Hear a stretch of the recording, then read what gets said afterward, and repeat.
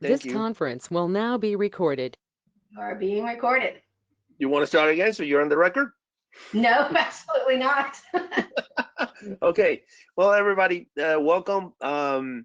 This is, I believe, is our second meeting online, and I'd like to thank Danielle. Danielle has been fundamental at allowing us to do these meetings. Thank you, Danielle. You rock.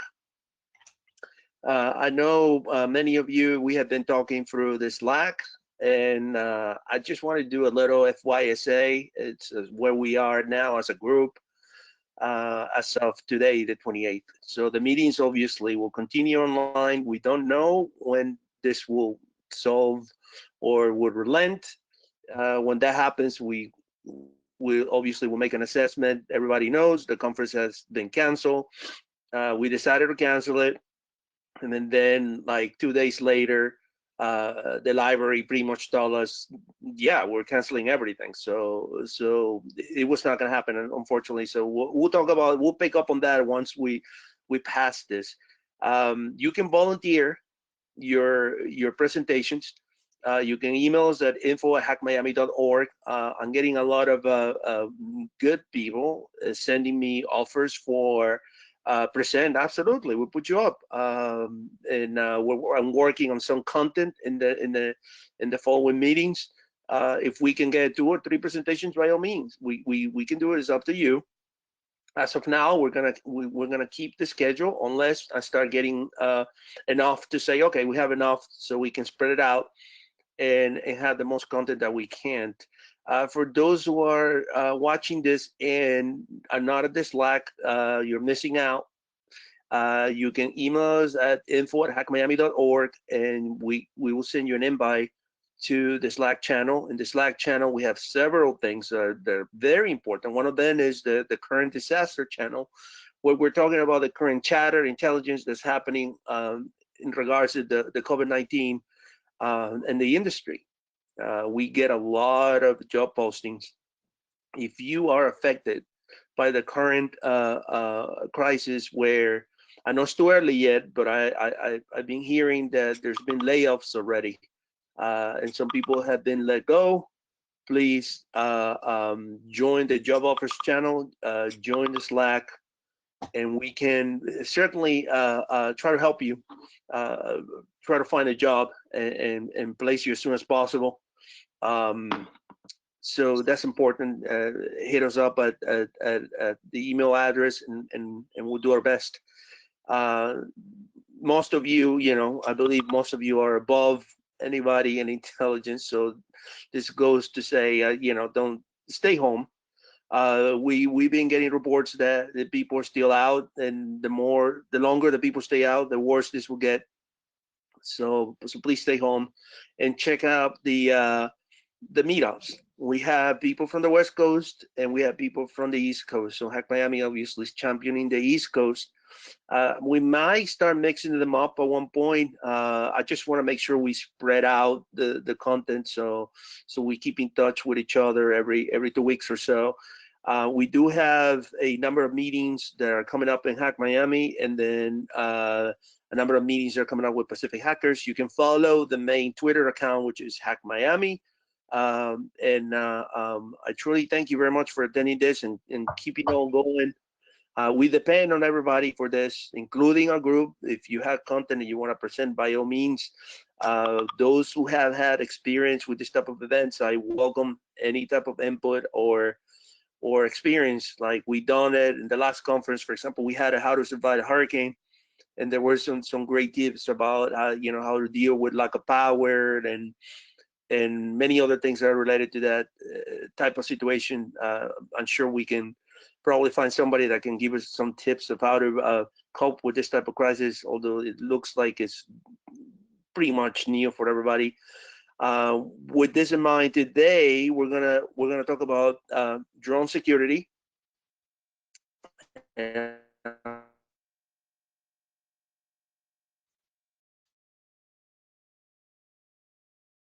I'd like to thank Henry. So Rod, I think you're cutting out. I think you are inviting Henry. Yes? oh, should I No, I uh, got it. You were cutting out, so I just want to make sure you were Oh, I'm ready. sorry. Yeah, I'll give it to you so you can introduce him. Wonderful. All right, Henry, you're ready to rock and roll. I'm going to make your PC the presenter. Is that okay? Okay, perfect. All right, you are going to get a make presenter. Poof, you are the presenter. You're on a Mac or a PC? PC. I switched, so There you go. You're all set, sweetie. Thank you. Let me know if you need anything. awesome, perfect. Thank you. So today we're going to talk about some introductory to drone security. We're going to cover three main areas, which are defending from drones. That is why there was a rise in needing to defend from drones. Some cool projects in which people use drones to hack other drones, and then a couple of tips on what you can do to harden your devices.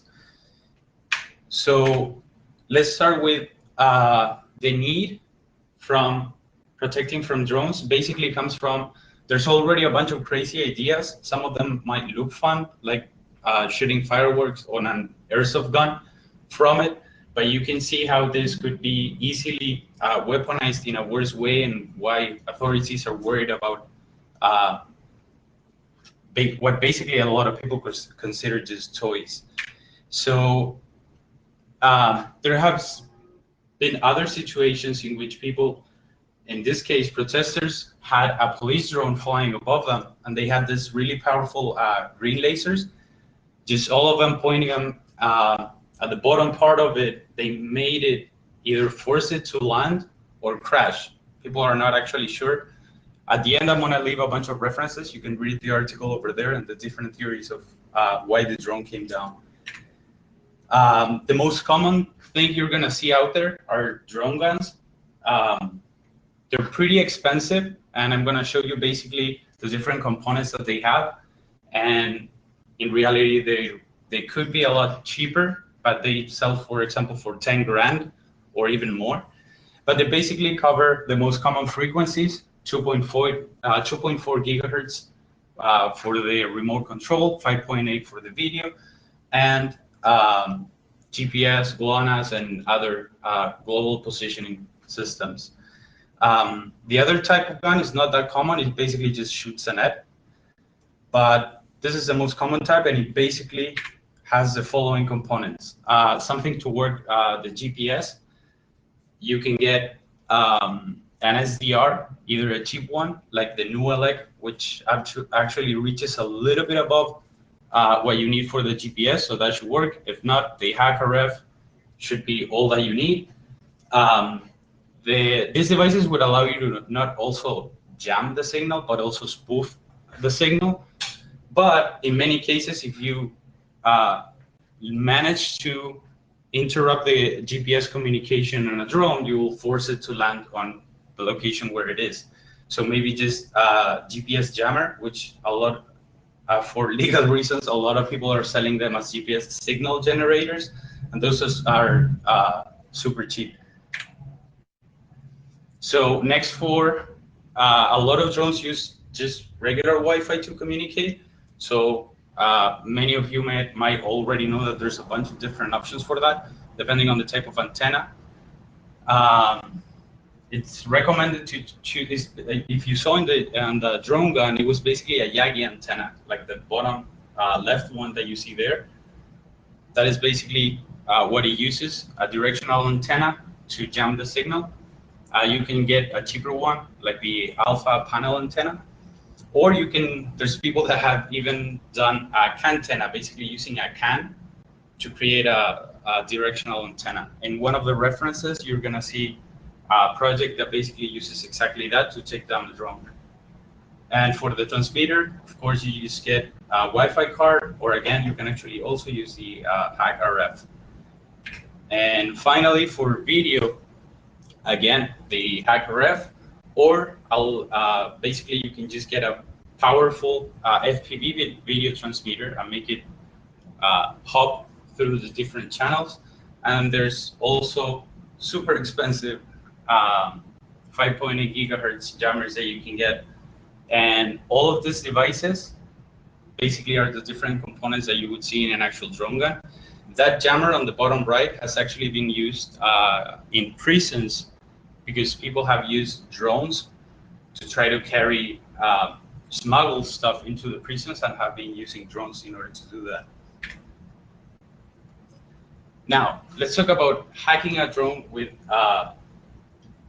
another drone. Basically, from the different products that I showed you, the components that would make a drone gun are pretty much the same components that you can put on top of a drone and just hack away other drones with just that.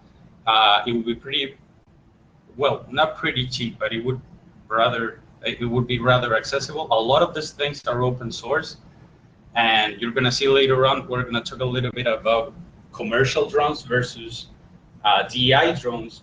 And of course, a DEI drone, the one that you make yourself with open source parts, is gonna be super easy to customize. You'll be able to add a bunch of different sensors and components.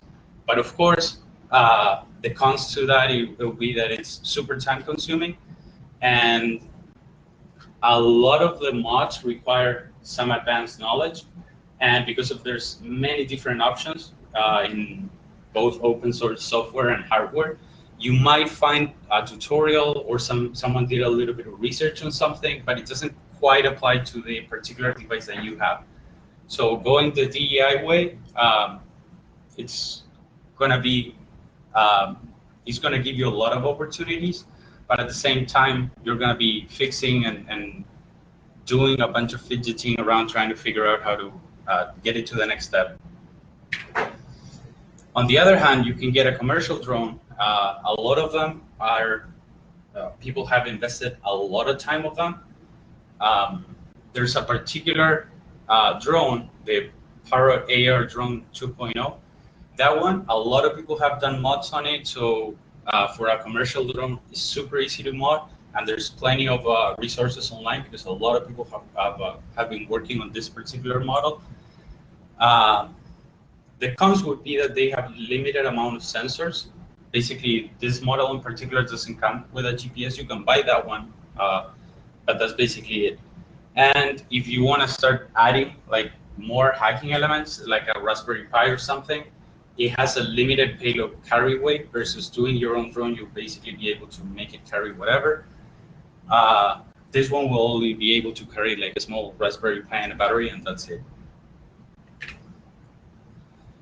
So there's also a bunch of tools and projects for both attacking and defending your drones. Now we're going to talk about attacking out of the drones, and you're going to see that for Parrot and DJI, which are two of the major commercial drone makers. There's a lot of tools to attack those two vendors. So Skyjack is a very common project. When you Google drone hacking, and this is one of the first things that is going to come out. It uses the drone that I just showed you to hack other drones just like it and try to remote control them. And there's a bunch of other projects similar to that one that try to do the same thing. So you're going to find a bunch of information out there. For DJI, there's also a bunch of information out there. There's a lot of people doing reverse engineering. So you'll be able to get into a lot of the commercial drones in a way that wouldn't be normally possible compared to a DEI drone in which everything is open source. We're going to see a little bit more about that next. But there's also generic attacks. So Icarus, for example, attacks the DSMX protocol, which is the common protocol that you are going to find in remote controllers, transmitters, everything that you use to actually control the drone other than Wi-Fi. They use very similar frequencies, not exactly the same, but they have a different protocols, we use different modulation.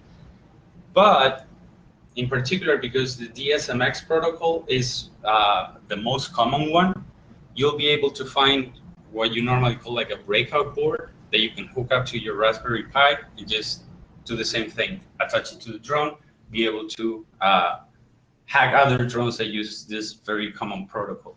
And of course, we were talking about GPS jamming, but also we mentioned GPS spoofing, which is something that has been used in order to try to make the drone travel in a different direction, try to make it force where it is, stuff like that. Now, for hardening drones, and this is where we split a little bit, because it will be very different for commercial and open source drones. Of course, the DEI open source path will be easier to modify. You can just get an actual radio controller that you can flash the firmware with open source software. Same for the flight controller, the receiver, everything else. So all of that you'll be able to manipulate freely versus the commercial drones, which, like we already mentioned, there's limited options on what you can do. For some models, a lot of people have been working on them and they have shared what they have been working on. For other models, you won't be able to find much information. But in general, and in both cases, you're going to have limited options that don't include hardware mods. So that is modifying something in the drone itself. For many cases, it won't be just plug and play. Now, for commercial drones, like I said, there's not much that you can do. Basically, just keeping the firmware updated. As you saw for DJI and Parrot, there's a lot of hacks going out. So the vendors are actually trying to get on top of things, updating their firmware, protecting from these vulnerabilities, and making the files available for the customers to download and reflash the firmware. They don't seem to have any type of auto update feature, which would be nice. But in many cases, you'll just be able to put the image on the SD card and just turn on the drone and it will update on itself. Now, as we saw, a lot of them come with Wi-Fi, either to just share video, to change configurations, to actually fly it entirely, stuff like that. And in a lot of cases, they don't come with Wi-Fi encryption enabled. So if there's an option, if it comes with an app that lets you modify that, you should try to add a password, make it encrypted, make it secure. And you can also, in some models, disable pairing with more than one device at a time would be a great idea. So somebody else won't be able to try to wiggle you away. They just won't be able to connect if you change that setting. I believe it was available in DJI that you can put the amount of people that can connect to the drone. And yeah, you can modify it in a way that only you'll be able to connect. Now, for the commercial drones, like we said, if you connect over Wi-Fi, there's going to be a couple of services enabled. You're going to have FTP to share the videos. Whatever was recorded by the drone, you can download it over Wi-Fi through FTP. And you're going to have Telnet. Now, if Telnet is enabled, in a lot of cases, you'll be able to connect without credentials. Some cases, you're going to get a limited account. In other cases, you're going to get root. And you'll be able to modify the subsystem that it has. It actually is just BusyBox. So you'll be able to just modify whatever you need in order to make it safer. Just make sure that you have a backup of the drone's firmware, just in case you make any mistakes, you'll be able to recover it. Now, because of this type of attacks, people had already identified that Telnet was vulnerable. So some vendors decided to add a password in order to try to protect what you were able to do if you were in that Wi-Fi, in the drone's Wi-Fi.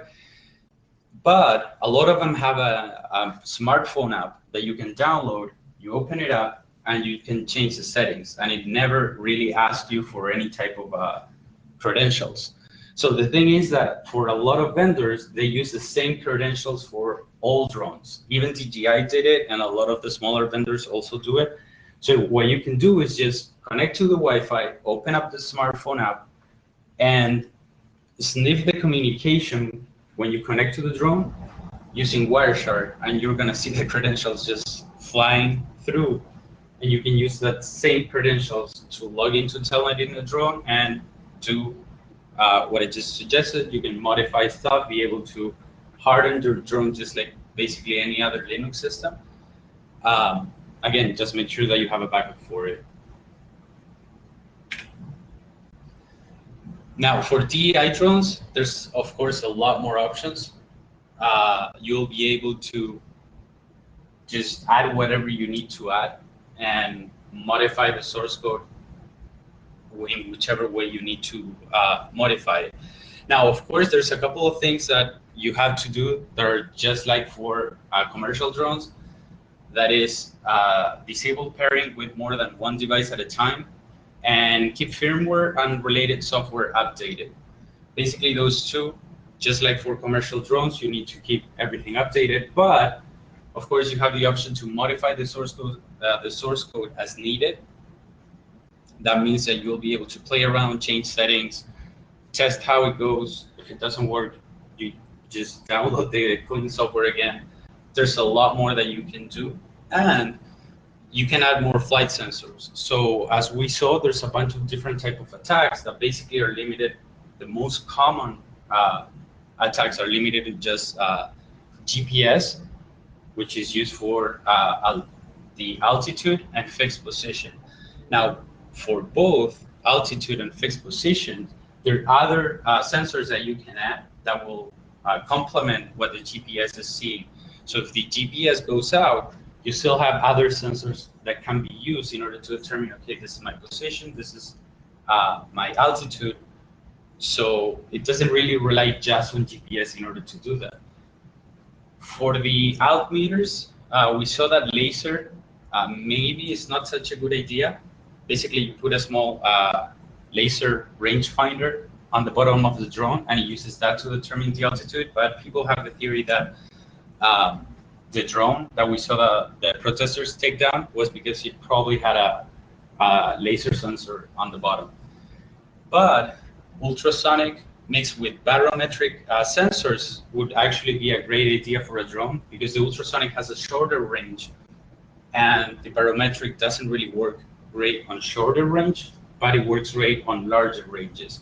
So using those two will be a great way to complement the GPS in order to try to determine part of the position that it needs.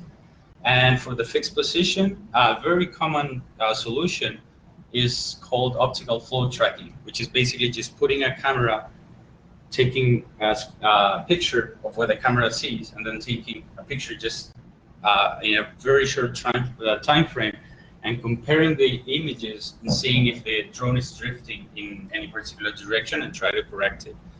In theory, there are attacks against this type of sensors. In one case in particular, for example, the Parrot AR drone that we talked about earlier, that one uses that to try to get the fixed position if you don't have the GPS module. And some people found out that if you point a really bright laser on the floor, apparently the drone uses that laser to try to fix it, as that's the fixed position. So it's going to use that dot. You leave it like really, you try not to move the laser dot right below the drone.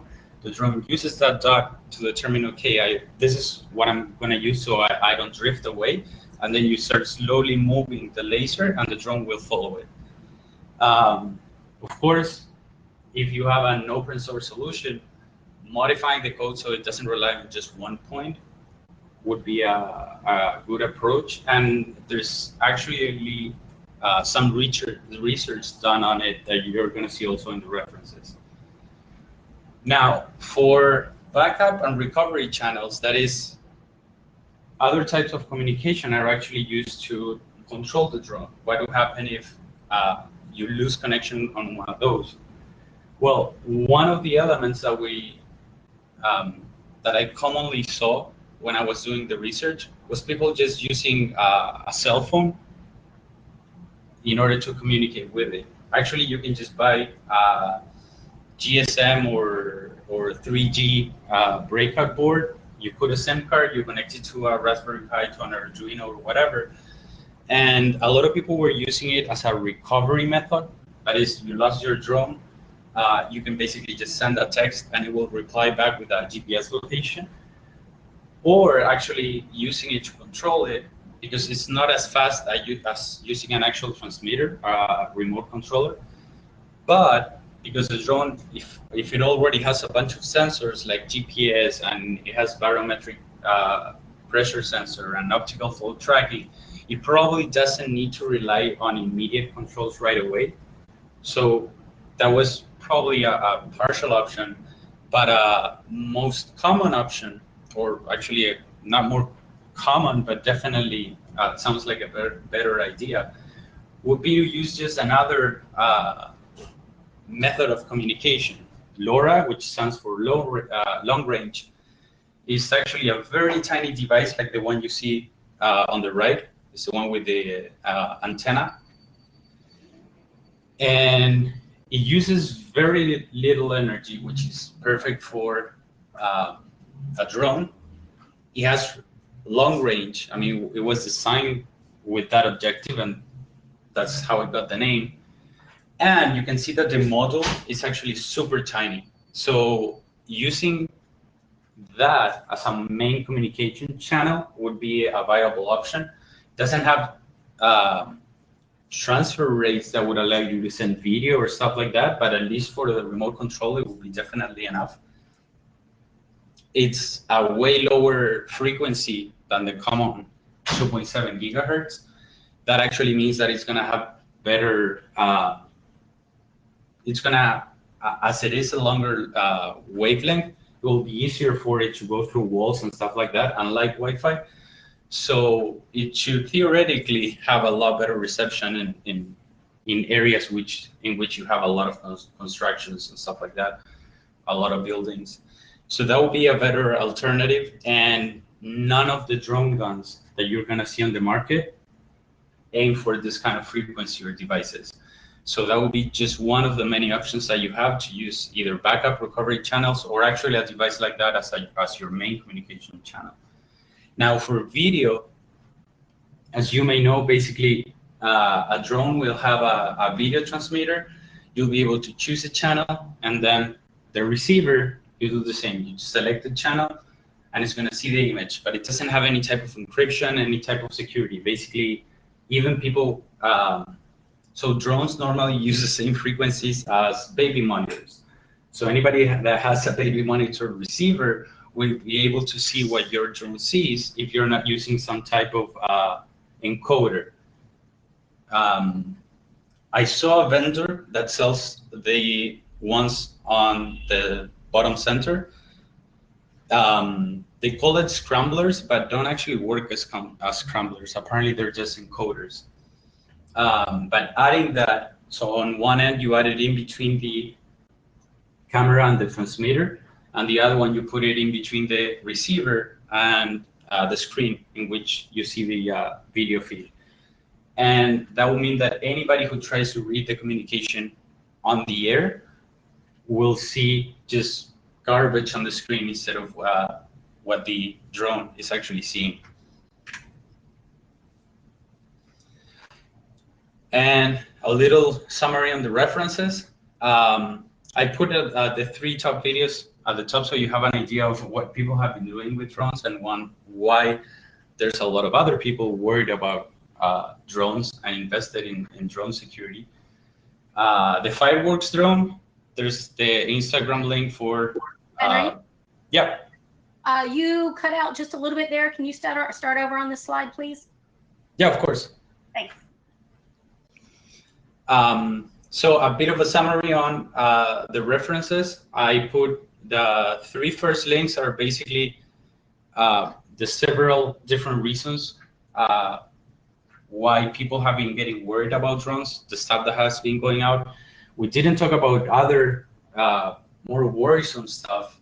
I don't know if anybody knows that drones have already been, commercial drones, just like the DJI, have been used to drop bombs and stuff like that. So there's a lot of reasons why people are getting worried. There's a lot of people that claim that these videos, like the fireworks drone or the airsoft drone, are really cool ideas. And I actually, in a way, I agree. I think they're cool ideas, but they're easy to take in the wrong direction. And then there's a lot of links on the bottom that I just put them all together. There's basically a lot of different projects, articles, a lot of extra information, some of it that you saw on the presentation regarding drone hacking, um, defending from other drones, how to do certain attacks like the GPS spoofing attacks and other similar elements that you'll be able to see, either projects that you can do yourself or ideas that you can follow. There's an article about people that modify their drones and which are better to be modified. So I hope that you get some extra information from those links. And that will be it. If you have any questions, that will be the perfect moment. Harry, I have a question. If you wanted to get started on flying drones outdoor, which one would you buy? For outdoors, I would buy basically any GPS assisted drone. Those will be the easiest if you're flying outdoors. If you're flying indoors, there's a lot of them that have like special protection around the props or sensors to avoid collision. But if you're flying outside and you have the ability to use GPS, that's probably going to be the easiest and the cheapest option. In many cases, you can get a drone super cheap. Like I just got one for $140, and it has a bunch of GPS functions. It has assisted takeoff and landing. It can follow you around. You can set waypoints on a map, and it will follow those, stuff like that. So for outdoor flying, you can get a super cheap drone that has basically GPS assisted flying, or just any of the fancy GPS options that I just mentioned. And if you want to take it a step further, you can check that they have additional sensors. So you'll be able to make sure, like I just said, a lot of them are going to have a camera or a laser underneath that is used for assisted takeoff and landing, or to try to avoid drifting when you're flying with strong airs, strong winds. So any of those options, you can get it for 200, 300. If you look for, you can just go to Amazon, look around the $200 range, and all of them are going to have the options I just mentioned. Of course, you can always invest a little bit more and go with one of the major vendors, but they're basically going to have pretty much the same functions, maybe a couple more. DJI implemented something that is really cool, which is called geofencing. And what it does is the drone already knows where it's not supposed to fly, like into an airport or something. So you won't be able to accidentally drift off into that location. So that basically takes a huge headache away. You don't have to worry so much about what if I'm flying in an area if I shouldn't. Well, as long as it's not private property, the drone through geofencing will not go into anything that it's, well, more dangerous or private property. So basically you only need to not fly above other people, and then the drone will take care about not accidentally getting into an airport or whatever. But anything within that range will work wonders for what you want to do, just flying outdoors. Henry, a question for you. Hello? Yep. Yeah. What are the major protocols used in the drone? You have mentioned like a GPS, a LoRa kind of thing. Are there any other customized protocols which is supporting for the based on the channels level, and also the what kind of a frequency majority of the drones are using? Can you Yeah, elaborate on that? Yeah. let me go back a bit. So if you see one of the last, third to the last one. So he said, and Icarus is the one that attacks the DSMX protocol, which is the most common protocol that works on 2.4 gigahertz. So Okay. the two options that you have if you want to attack this type of protocols, you won't be able to use a Wi-Fi card, a regular Wi-Fi card, because basically the whole protocol, the whole modulation is different. But you can use either the HackRF SDR, which will allow you to tune into this frequency and then basically demodulate everything that the DSMX protocol is sending.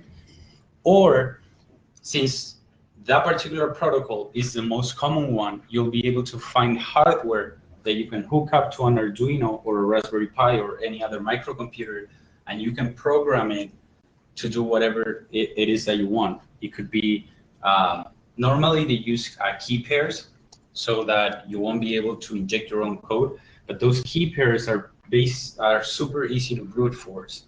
So if you see in the references about Icarus, there's a paper that, it's not actually a paper, it's just an article. It talks a little bit about how they came about hacking that particular protocol.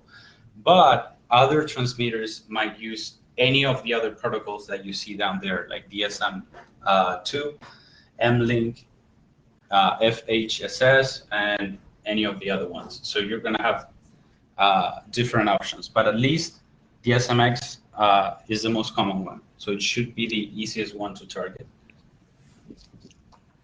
Okay. Okay. Thank you, Henry. I have another question, Henry. There is a lot of if you go Googling, for people that wants to get started on this, there's a bunch of courses in the range of $1,000, $1,500, and then they claim that they certify you as a pilot and a bunch of other stuff. Is that worth it or not? What's your opinion on that? So particular for the US, there's a couple of things that will become important or an issue. Right now, you don't actually need a pilot license to fly, but the FCC and the FAA, so basically everything regarding wireless transmissions and everything regarding flying objects is getting heavily regulated. So at the very least, right now, you do need a pilot license for certain cases. For example, if you're gonna fly above people, like in a big event, and you wanna record that event, you do need a pilot license for that.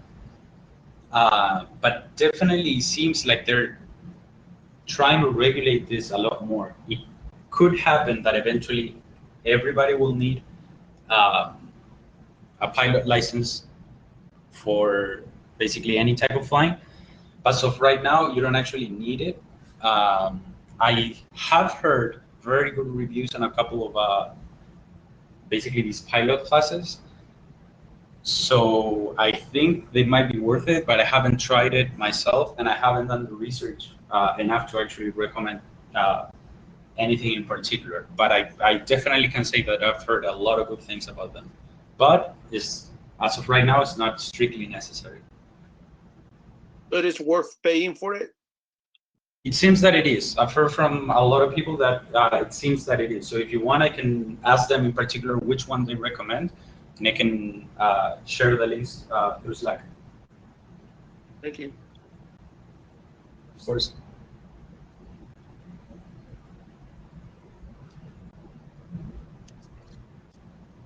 Any other? Yeah. Yeah. One last question. Actually, are you will you share these PPTs to our respective emails, or how it is? Yeah, I can share it whichever way you guys prefer. Normally, what I do is just find whatever free file sharing service there is. I upload it and then put the link on Slack. Okay, sure, sure.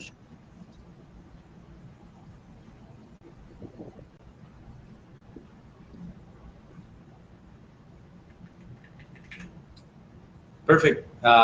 Any other questions? I do see one in the Slack channel, somebody asked, I think Mac asked, which drone did you buy for 140 bucks that has GPS? Oh, let me see if I can find the link. But it's called, the brand, the maker is called Snaptime. Nap time? Okay. Snaptime. It's like captain, but with snap on the front. Uh-huh. And damn it, I can remember the model. It's all right. When you track it down, we can throw it into Slack if you want to answer Mac's question. Perfect. Check Slack.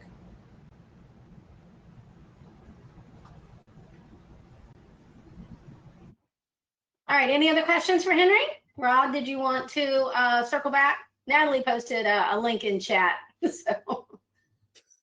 No, well, thank you very much. And we'll be posting the video of this and the slides soon. And thanks again, Danielle. Again, those who came out late, if you send us an email to hackmiami.org, info@hackmiami.org, I'll be able to join you into the Slack channel, and then we can continue the conversation until we meet again. All right, great. Thank you very much, everybody. Have a fabulous weekend. Thank you. Bye, thanks.